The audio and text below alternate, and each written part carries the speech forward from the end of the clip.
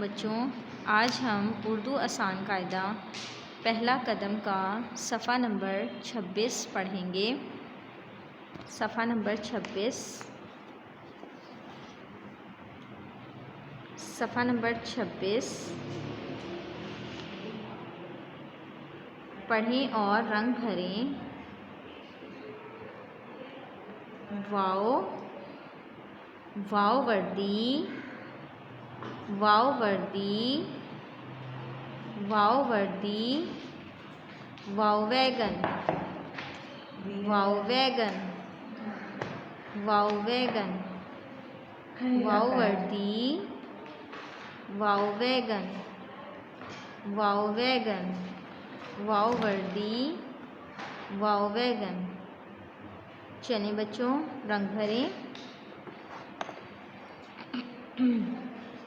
वाव wagon, वाव wagon,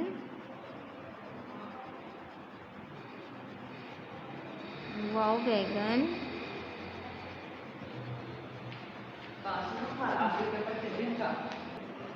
वाव wagon. चलिए बच्चों, pencil फेरें।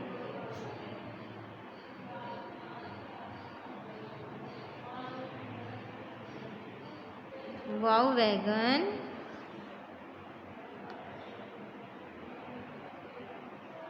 वाव वर्दी,